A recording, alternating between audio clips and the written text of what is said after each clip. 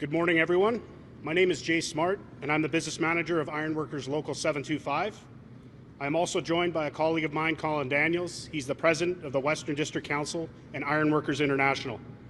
It is my honor to represent over 800 dedicated ironworkers who work on construction projects and build all across southern Alberta. Today we are gathered here at our training facility for an important announcement from our Prime Minister. And I am truly grateful to have all of you here with us. So welcome to the Ironworkers Local 725 training facility. Before we proceed, I would like to take a moment and welcome a dear friend of mine and a valued member of Local 725 family, Jasmine. Jasmine Smith is a journey person ironworker and an outstanding member of our local. She is also a graduate of the Trade Winds to Success program, which is a pre-apprenticeship initiative where we offer hands-on training to Indigenous students, providing them with 100% employment opportunities upon completion of the program. It is my privilege to invite Jasmine up now to give a land acknowledgement, so please join me in welcoming Jazz.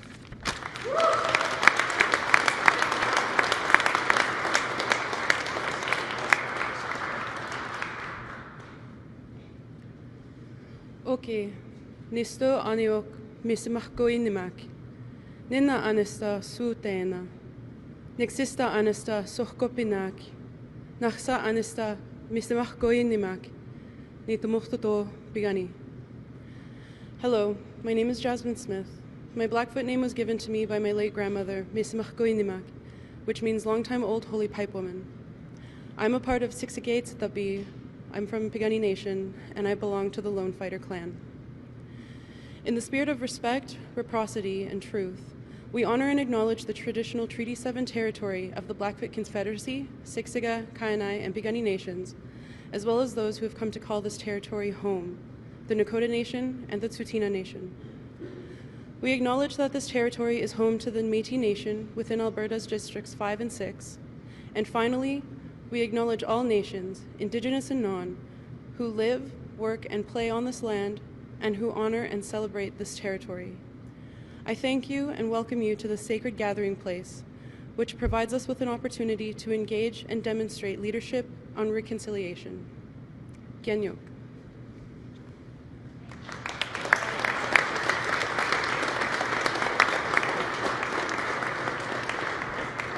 Thank you for that, Jasmine. I'd now like to welcome Sean Strickland, the Executive Director of Canada's Building Trades Unions, to share some remarks. So please help me welcome Sean Strickland. Thank you.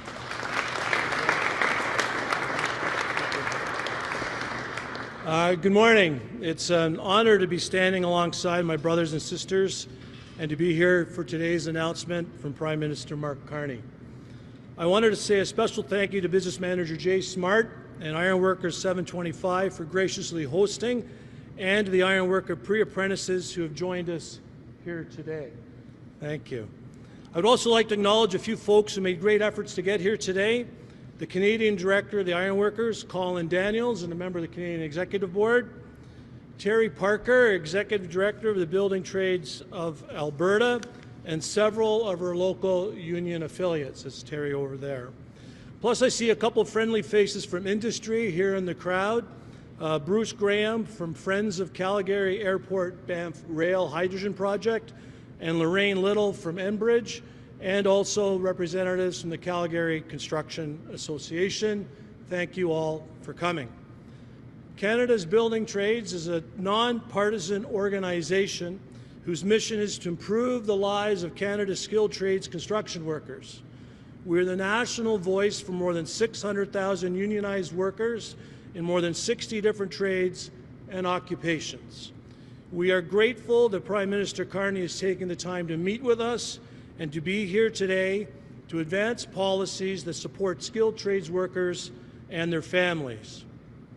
Our members and all workers across this country are nervous about what the future has in store for them as these unjustified tariffs wind their way through the Canadian economy.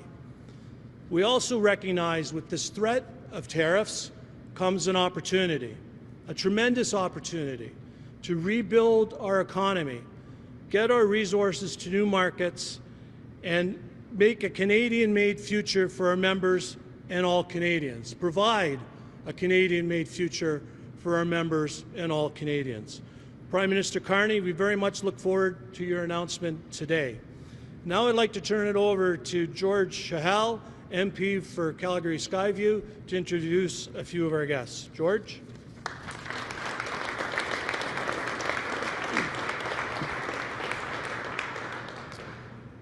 Thank you, Sean, for the kind introduction, and good morning, everyone.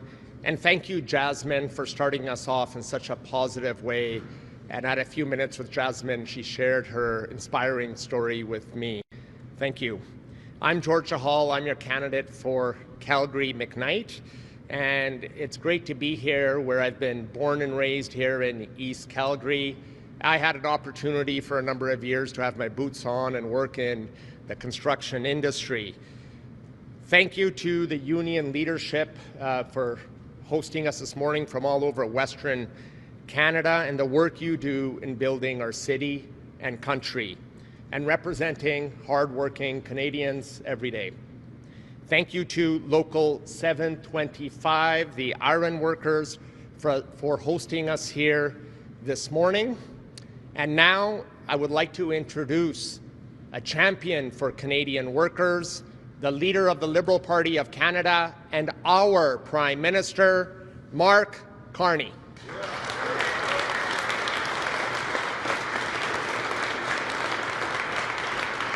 Thank you. Thank you very much, George. Bonjour tout le monde. I got to start. It is fantastic to be back home in Alberta. George, merci à vous et tous nos candidats exceptionnels libéraux du Calgary qui sont ici aujourd'hui. Et merci de vous mettre au service de notre pays à ce moment crucial. Just as Sean Strickland said, and Sean, I want to thank you for your tireless advocacy on behalf of our unionized building trades. Above all, I want to thank those behind me, the workers, the students graduating from TradeWinds, a program that empowers Indigenous peoples to find their path to a good career in the trade, and this record, Jay, of 100% employment coming out. Great training, great jobs that come through, building our future. And the iron workers, Local 725, iron workers across this country who are literally building Canada. You are exactly the people we need right now and for decades to come. We need builders. We need unionized builders. We need extraordinarily skilled women and men like you, because being extraordinary is how we are going to emerge stronger from the biggest crisis in our lifetimes. You know, today marks an anniversary. Over a century ago, our country came together in a crisis on the battlefield and showed the best that Canada had to offer at Vimy Ridge. We're facing now a different crisis. President Trump is trying to fundamentally restructure the international trading system, and in the process, he's rupturing the global economy. We've seen the impact of this chaos. Volatility in global financial markets, retirement savings being put at risk, and here in Canada, President Trump's tariffs are threatening Canadian labor and Canadian business.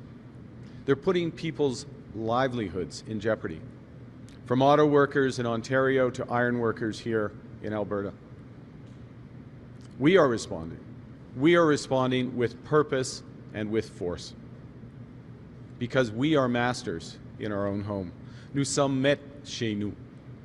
Nous contrôlons notre destin économique.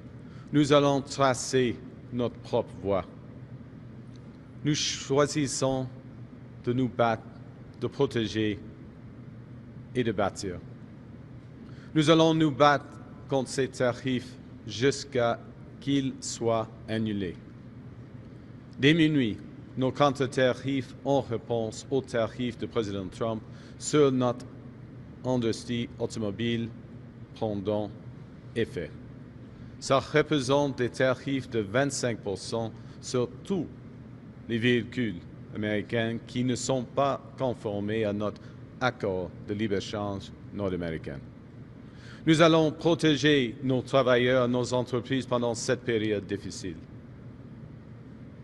We'll fight, we'll protect, but above all, we will build a new Canadian economy. We will build Canada strong.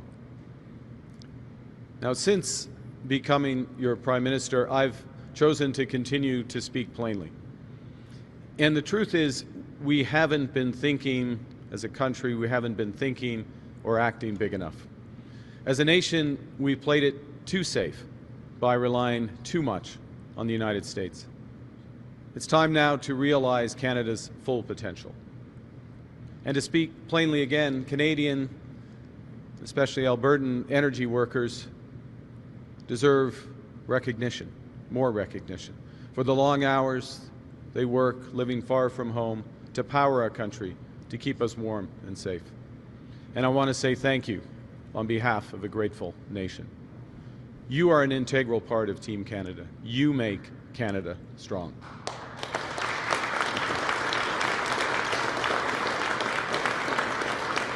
And these two truths are related, because if we want to achieve our full potential as a country, we have to recognize and leverage our strengths.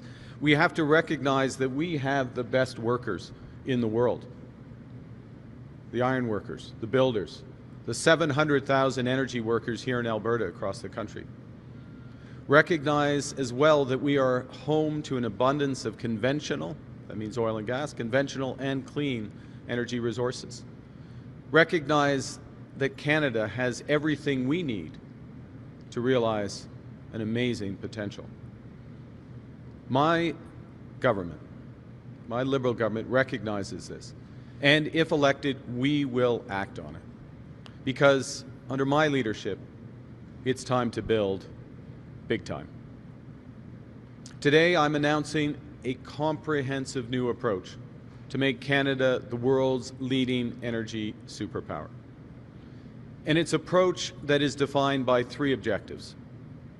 Energy security, first. This means using Canadian energy to displace imported energy, including energy imported from the United States. Secondly, trade diversification, to widen our partners, and again, to reduce our reliance on the U.S. And thirdly, long-term competitiveness. To build the strongest economy in the G7, we need to develop both clean energy and the lowest carbon conventional energy. Aujourd'hui, j'annonce une nouvelle approche qui va faire du Canada une superpuissance énergétique. Cette stratégie sera définie par trois objectifs. Premièrement, la sécurité énergétique, c'est-à-dire d'utiliser l'énergie canadienne pour remplacer les importations, notamment celles venant des États-Unis. Deuxièmement, la diversification des marchés afin de réduire notre dépendance aux États-Unis. Et finalement, la compétitivité à long terme. Pour bâtir l'économie la plus forte du G7, nous devons développer chacun des énergies propres et l'énergie traditionnelle la moins polluante possible. Our approach starts at the beginning of the clean energy supply chain by catalyzing investment in critical metals and minerals. Nickel, lithium, copper, cobalt, manganese, many, many more. We in Canada have the vital components of the clean energy revolution. And this in a world that's currently dominated by China. Today I'm announcing a new Liberal government will create the first and last mile fund that will connect critical mineral extraction projects to our supply chains to get them to market. In other words, from rock to road and rail. Getting these projects built faster while creating good, higher paying jobs in the trades. Catalyzing the exploration, development, and use of these minerals. To do that, we will introduce and reinforce a series of tax measures. Nous allons bonifier le crédit d'impôt à l'investissement pour la fabrication de technologies propres pour inclure un plus grand nombre de projets et de minéraux critiques. En élargissant la portée du crédit d'impôt pour l'exploration de minéraux critiques pour inclure matériaux nécessaires pour les technologies liées à la défense, aux semi-conducteurs, à l'énergie et aux technologies vertes. En même temps, nous investissons afin d'extraire des minéraux critiques grâce au recyclage des résidus miniers et des batteries usées de véhicules électriques, ce qui est une façon plus durable et écologique d'extraire des ressources. Et en élargissant l'accès au remboursement des frais d'exploration pour inclure les frais liés aux études techniques. Together, all of these measures will help ensure that Canada becomes the global supplier of choice for critical metals and minerals. But we will choose our trade partners carefully for those who share our values and who treat us fairly. Critical minerals are just the beginning. We need to get more clean energy built. And our system of investment tax credits are promoting a generational investment in clean energy. They're an investment in making oil and gas as well, making oil and gas the lowest emission and therefore the most competitive in the world.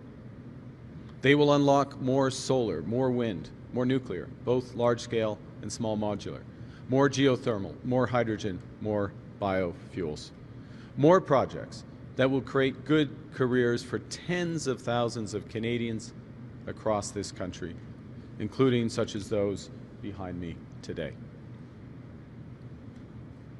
To be an energy superpower, we also need to get more conventional energy built, with a focus on making it as clean as possible, because we can't lose sight of our responsibility to address climate change. And we can't lose sight of the imperative to ensure the long-term competitiveness of our conventional energy sector. And that starts with recognizing the facts. As the world shifts to using lower carbon energy, increasingly only the cleanest oil and gas will be consumed. Our oil and gas industry recognizes this. They're committed to net zero emissions by 2050, and so are we. Now, the time for analysis of how to get there is ending. My government is focused on results, and the results of the current consultation on the emissions cap will reflect the importance of efficiently and fairly achieving these objectives. My government will work closely with our oil and gas industry to reduce their emissions over time so that Canadian conventional energy will supply the world for decades to come. We will focus on getting carbon capture and storage projects built to ensure a long and prosperous future for the sector, and at the same time to create an entirely new industry for Canada. Le Fonds de croissance du Canada sera important dans ce regard. Une organisation qui investit et utilise des outils financiers innovants pour rendre notre production d'énergie traditionnelle plus écologique et compétitive, tout en aidant le Canada a développé de nouvelles sources d'énergie comme l'hydrogène et les biocarburants. Et c'est particulièrement important en ce moment, alors que nous détournons notre économie de celle des États-Unis et l'orientons vers de nouveaux partenaires fiables qui prennent les changements climatiques au sérieux et demandent la même chose de ceux avec qui ils bâtissent des relations commerciales. Ignorer les changements climatiques, ce n'est seulement une erreur morale, c'est une erreur économique qui va nous isoler de nouveaux marchés et nous garder dépendants des États-Unis. But ensuring that the money and the incentives are there to build clean energy and a highly competitive conventional energy sector is just one half of the equation. We can't build Canada into an energy superpower if we can't actually get the shovels into the ground. To put it plainly, we need to get going. I'm a pragmatist. So when I see something needs changing, I change it. And that starts with our mindset. At the moment, when we're thinking about new projects, too often the immediate question is why. Instead, we need to ask ourselves, how? How do we get it done? How can we build things in our country? I believe in Canada. I know we can do big things, and I know it's time to build. And that's why my Liberal government will establish a major federal project office with a clear mandate. Issue a decision after a single review on a project within 2 years instead of 5.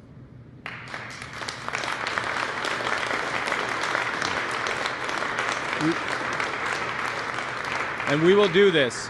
We will do this in a way without compromising our world-leading environmental standards or our constitutional and moral obligations to Indigenous peoples. This is an ambitious but attainable goal. C'est un objectif réaliste parce que le Bureau des grands projets fédéraux agira comme un guichet unique qui fera en sorte que les bâtisseurs de grands projets n'auront pas à travailler avec plusieurs ministères différents pour obtenir les permis nécessaires pour aller de l'avant. Ils n'auront qu'à travailler avec ce nouveau bureau qui coordonnera les activités des différents ministères pour accélérer le processus et réduire la paperasse. It's attainable because we're making one project, one review a reality. You know, during my first days as Prime Minister, in fact, at the end of the first week, the premiers and I met, and we agreed to eliminate duplicative, burdensome requirements, including by recognizing provincial assessments for major projects. Within 6 months of being elected, a new Liberal government will utilize the Impact Assessment Act to sign agreements with all willing premiers and Indigenous governments. Agreements that will recognize provincial, territorial, and Indigenous-led project assessments, substituting the process to review major projects to them. The federal government substituting to provinces, territories, Indigenous-led processes, all while upholding the strongest environmental protections and Indigenous rights. Et c'est un objectif réaliste parce que nous allons élaborer une liste de projets d'intérêt national qui va mobiliser les ressources nécessaires pour que la première pelletée de terre soit faite plus rapidement. C'est une promesse que j'ai faite avec les premiers ministres des provinces et territoires il y a quelques semaines. Une promesse que je vais tenir. Nous développons un corridor commercial et énergétique pour les transports, l'énergie, les minéraux critiques et la connectivité numérique. Nous allons faire de ce concept une réalité pour diversifier et renforcer notre économie. Our ambitious goal is attainable because we are committed to free, prior, and informed consent of Indigenous peoples. And we are doubling the funding for Indigenous communities to engage on projects early and consistently. With First Ministers in that first week as Prime Minister, we also agreed to develop national trade and energy corridors for transportation, energy, critical minerals, and digital. We're ready to turn that concept into a reality to diversify and strengthen our economy, including our commitment made in Montreal 2 weeks ago, our commitment to a $5 billion trade diversification corridor fund, and to ensure that Indigenous participation. We have increased the Indigenous Loan Guarantee Program from $5 billion to $10 billion and expanded it to support more Indigenous-led infrastructure, transportation, and trade projects across the country. We'll make it easier for more Indigenous communities to become owners of major projects. and equal partners in building Canada strong. In summary, a new Liberal government will develop Canadian resources and produce Canadian electricity and energy to power Canadian homes and businesses, all using Canadian labour, union labour, and all in partnership with Indigenous peoples. Unlike Mr. Poilievre's plan, this is a real approach that will work. Une approche respectueuse de l'environnement, contrairement à celle de M. Poilievre, qui se résume à faire l'autruche et prétendre que les changements climatiques n'existent pas. Une approche respectueuse des peuples autochtones, contrairement à une approche qui viole le droit constitutionnel. Une approche centrée sur les travailleurs syndiqués, contrairement à une approche qui cherche à leur faire perdre leurs acquis. It's a real approach that recognizes as well that the federal government should run a prudent capital deficit to catalyze enormous private investment to get Canada building again, while spending less at the federal level to balance our operating budget. We're not pursuing austerity that will leave us dangerously dependent and reliant on the United States. It's a real approach that maintains the Impact Assessment Act while making it work better, rather than stopping projects in their tracks by throwing out the whole act, starting from scratch, and then spending the next decade in court. It's a real approach to build a strong and more sustainable Canadian energy industry. You know, as the U.S. steps back, it's time for Canada to lead. We've done it before. Builders made us a global leader in hydro, in nuclear power, in clean technology. Vision made us the 4th largest oil producer. I know that Alberta will be at the heart of these solutions. After all, I was born just north of Fort Mac and I grew up just south of it. When I was born, the oil sands was called the tar sands. It was just a dream. It was a concept. But the combination of the ingenuity of Alberta scientists, the drive of Alberta entrepreneurs, the support of the provincial and federal governments created a powerful industry that has enriched all of Canada. And that same partnership can usher in a new energy era. We can grow our energy sector while cutting carbon pollution.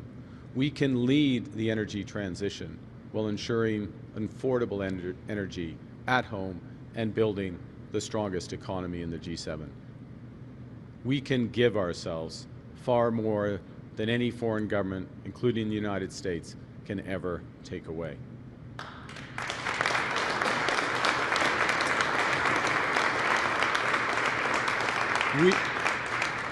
We will build this country again. We will make Canada into an energy superpower. We will build Canada strong. Thank you very much. And merci beaucoup.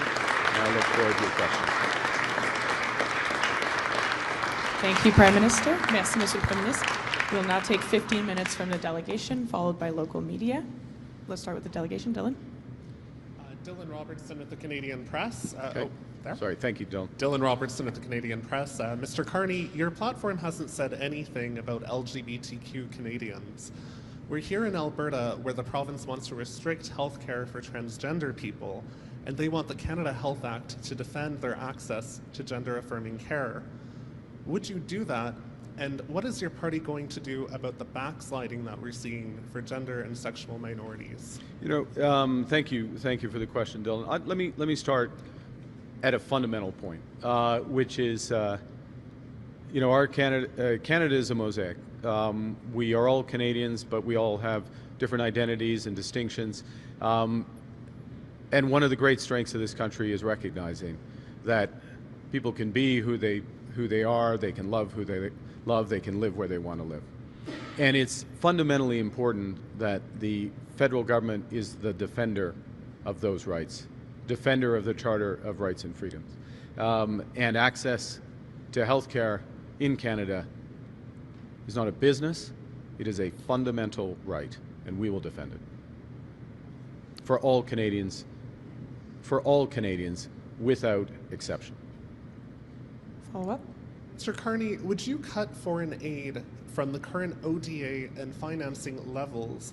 And what is your broader vision for Canada when it comes to global development? Okay. So the short answer is no. My government will not cut foreign aid, and we will be releasing our platform soon, so you can see that. That is a direct contrast to Mr. Poilievre, who will not just cut foreign aid, but taking his cue from the Americans, he will eliminate foreign aid. He will eliminate foreign aid to those most affected around the world, most punished around the world. He'll eliminate foreign aid by extension to the Middle East, to Ukraine as well. And he will use the money for other purposes, presumably for tax cuts, which is normally what he does when he cuts programs. Our vision is that this is a time for Canada to lead.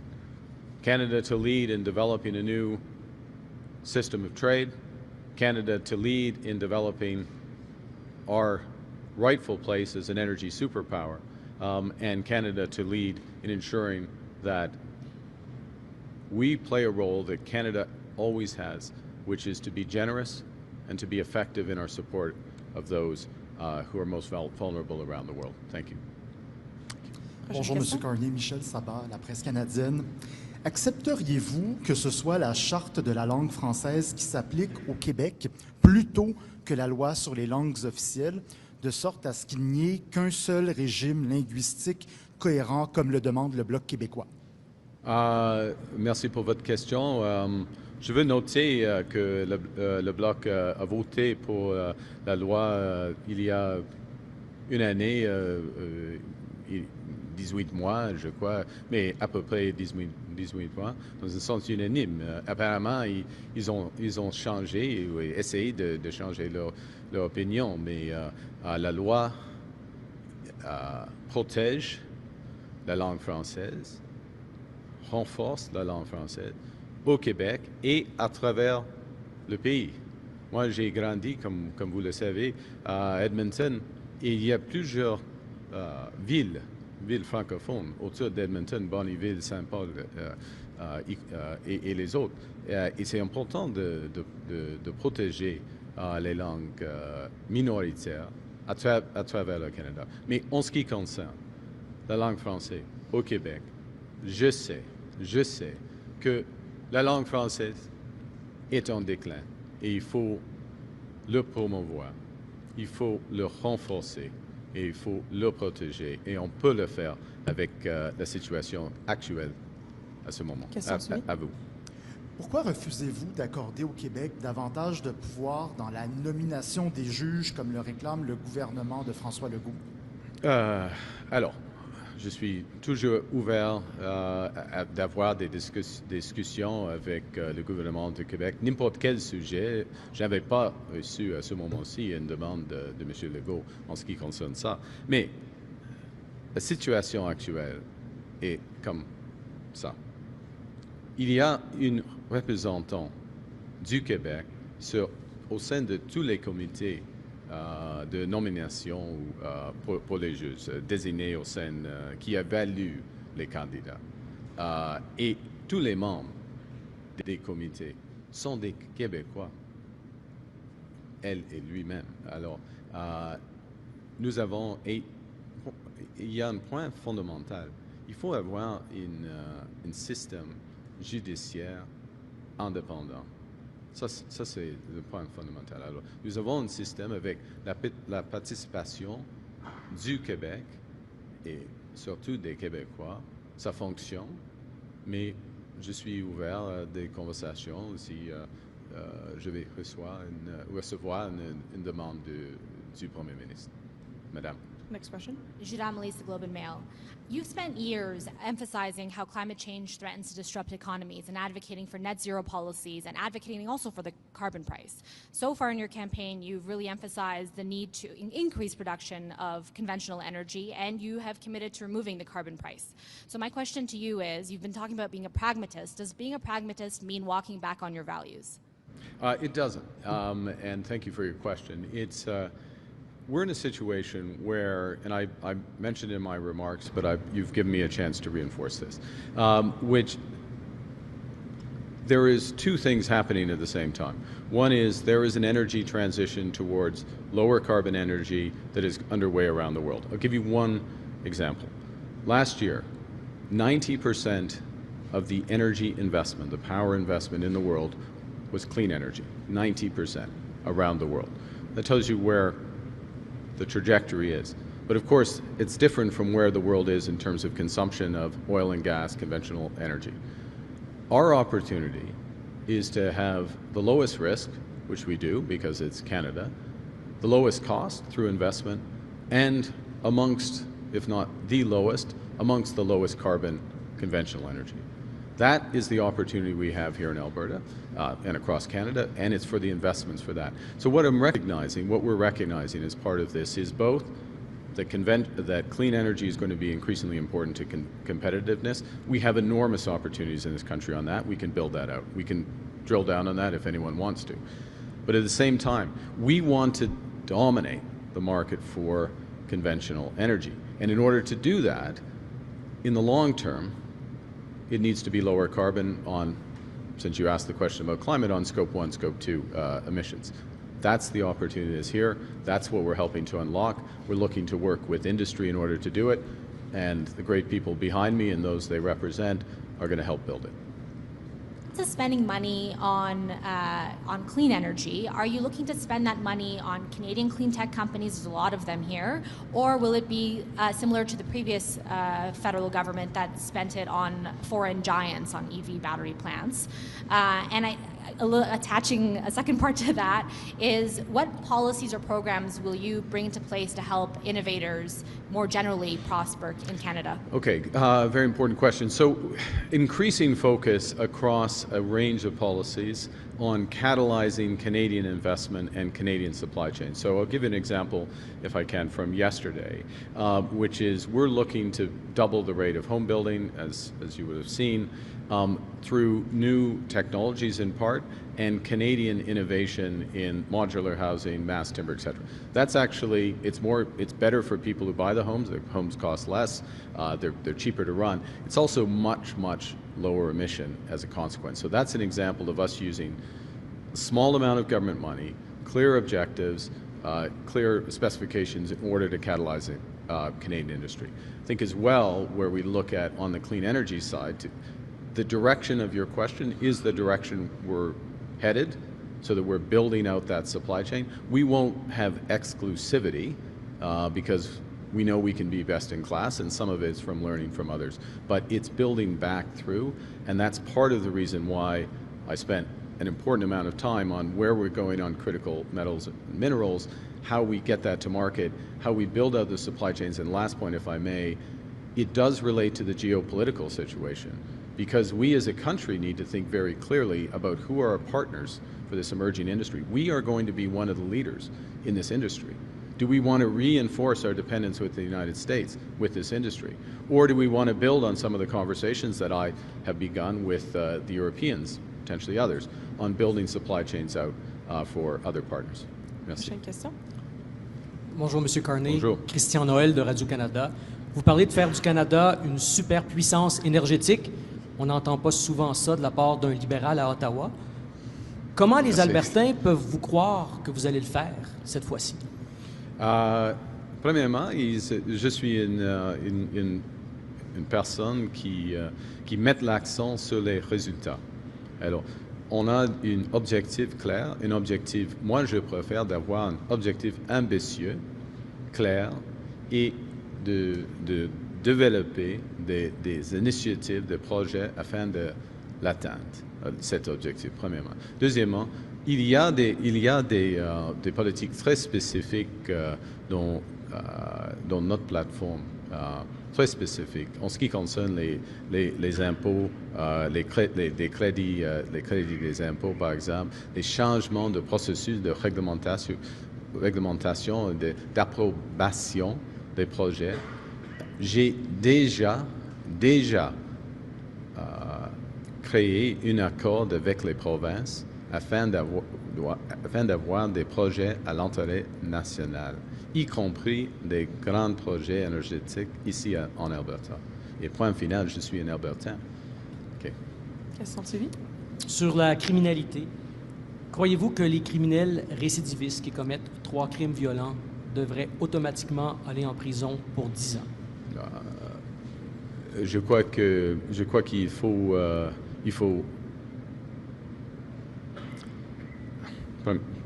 Premier point. Ce n'est pas le baseball. C'est pas le baseball. C'est une chose. The 3 strikes, you're out. Cette idée. Il faut mettre la force de la loi sur tous les criminels. Et il faut avoir des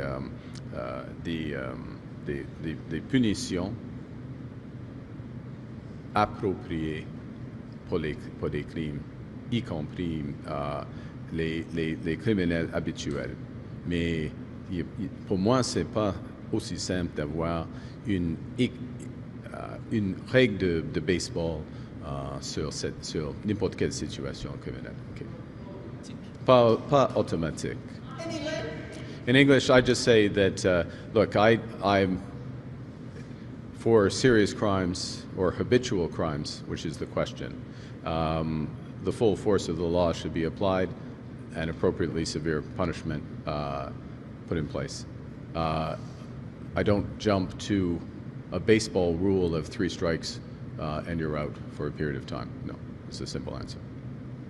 And we will have more to say on, if you want to follow demain on our crime approach. David Aiken, Global News. Good morning. Good morning. Today, Global News is reporting evidence of what seems to be a concerted, organized campaign by Canadian supporters of the Modi government, of the BJP. They donated to Pierre Poilievre's leadership campaign. Nothing illegal about it. He had 37,000 donors. Doesn't seem to have affected the outcome of the race. But it does underline once again what all foreign interference inquiries found, which is nomination races and leadership races are the soft underbelly vulnerable to interference by foreign governments working against our interest. So as leader of the Liberal Party now, will you do what the last leader failed to do and take steps to secure Liberal leadership races and Liberal nomination races from any foreign interference? Well, thank you for your question, Mr. Aiken. Look, these issues are very serious. I take these issues exceptionally seriously. It was, in fact, my first briefing as Prime Minister on national security focused on that. Obviously, I can't detail the specifics. As you may be aware, I reinforced the so-called SITE process that oversees foreign interference, potential foreign interference in the election, made it more transparent, which is why there are these public reporting, and I think we've had 3 of those public reports. It's independent, it's focused on that. It's important that Canadians, obviously the media included, but that Canadians know in real time what's being, I understand, yeah, but I'll go to that, so the overall point. In terms of nomination, I extend that approach to the Liberal Party as the leader of the Liberal Party. I will note that one of the things that the Liberal Party did in the leadership process, I didn't set these rules, but obviously we followed them, is to be very rigorous on Liberal Party memberships and who voted in that process. It meant, in reality, it was quite difficult to vote for some people in that process. Fewer people would have voted than otherwise would have happened, but that was a price in that case worth paying to ensure that there was a rigorous process, limit foreign interference efforts to interfere with that process, and the integrity of that process stands up well. So yes, we will look at additional measures and learnings to strengthen this so that Canadians can have absolute confidence. I would say, if I may, though, just you're asking a specific question, you have a follow-up. For Canadians watching, the SITE committee, which is an independent committee, which does the reviews, what they have clearly stated up to this point is that there is no evidence of there continues to be a safe and fair election process in this country. And I will add to that I'm pleased to see the level of engagement of Canadians with all political parties in this election process. This is the most consequential election of our lifetime. Canadians are getting engaged, and I welcome that. We'll do a last question to the delegation before local media. Yeah, last night at the rally, there was a protester who, it was hard to hear, I believe said, There's a genocide in Gaza. One of the first protester that interrupted your speech said, there's a genocide in Gaza. And I believe your response was, I'm aware, that's why there's an arms embargo. So I just wanted to clarify what you heard. If you said, I'm aware, what were you being aware of? Are you conceding it's a genocide in Gaza? I didn't hear that. Actually, I didn't hear that word. You were there, I guess, and yeah. So it's noisy. There's you get if you're up there, you hear snippets of what people say, and I heard Gaza and that, and my point was I'm aware of the situation in Gaza, and Canada does, as you know, and it's a matter of public record. We do have restrictions since probably January of 2024 on arms exports or permits for arms exports to Israel, with the sole exception of the Iron Dome, which protects them more broadly. So, look, didn't hear. I was stating a fact in terms of the arms restrictions. Thank you. Over. C'était la question est. Concerne une situation actuelle hier soir dans l'événement et j'ai entendu le mot Gaza mais pas l'autre mot et j'ai répondu avec l'observation. Oui, je connais, je sais la situation horrible à Gaza et à travers le Moyen-Orient et c'est une des raisons pour laquelle nous avons des restrictions sur les exportations des armes à Israël, avec l'exception importante pour le dôme de fer, cette méthode de protéger Israël contre les missiles. OK, merci. Over to local media. Welcome to Calgary. Thank you. Rick Bell from Post Media. I'm going to ask you a question a lot about, well, it's a two-part question. It's one question with two parts. Okay. I got my pen out. Number one is it's easy.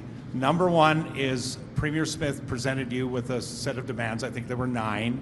A lot of them have to do with the energy sector, the emissions cap, Bill C-69, tanker ban, and on we go. When are we going to get a response from you on what, how you're going to react to that, part one. Okay. And part two, in front of all these people from Alberta, you talk about fast-tracking, nation-building projects. Yep. And can you give a commitment to us that you will do everything in your power to get new oil and gas pipelines and new LNG projects included? A real commitment. Okay, here. So first off, Rick, thank you for your question. It is great to be back in Alberta. Hey, I'm from Alberta. You don't need to tell me what Alberta is like. I'm from Alberta. I know this province. Tons of friends here. I got family here. I've known here. I grew it up here. I know. I'll be direct. I'm focused on results. I'm focused on specific projects. I'm focused, and I'm putting in place, as Prime Minister, put in place a process that was very clear. We're going to identify projects of national interest. Any major energy project, virtually any major energy project that comes from this great province, is going to pass the boundaries of other provinces, is going to be built on Aboriginal lands. They will need the consent and the support of other provinces, of les peuples autochtones, Aboriginal people. The federal government has a role to play here in several respects that I have put in place. I've been Prime Minister for 3.5 weeks, and this is because I'm from Alberta, I'm direct and I do things, okay, Rick? And what have I put in place? I put in place not just a commitment, I got an agreement with Premier Smith and every other provincial and territorial premier in my first week to build energy corridors that run to the national interest, to fast-track those. To make that tangible, what I have done in the subsequent 2.5 weeks is put in place one project, one review at a federal level.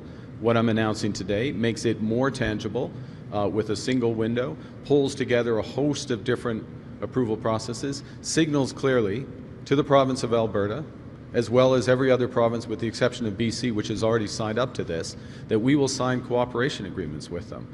And that will allow us to rely on the assessments of those provinces, which is another way of fast-tracking it. So I'm focused on getting things done in conventional as well as clean. I've got an agreement. I've got a process at the federal level. I'm putting it in place. Now, to be clear, Rick, we need your vote. I shouldn't ask that at the meeting. I'm sorry. We need the vote of your readers. Let me clarify that. Strike that. Strike that. We need the vote of your readers. We need to get some of the Liberal candidates, all the Liberal candidates elected, as many as possible, so we can put this into place. Because if I make one last point, I know you said it was easy. Well, the Smith demands, they wrapped up into, I'm going to spend my time writing letters back and forth. I'm going to put in place things that work. Things that work. That's what we're focused on. And I'll make a final point, which is we are going to move forward as a country when we come together, federal, provincial, industry, labor, First Nations. That's how we're going to move together. And I think that we have the ability as a Liberal government in order to bring together all Canadians to get things done. Thank you. We'll have time for one last question.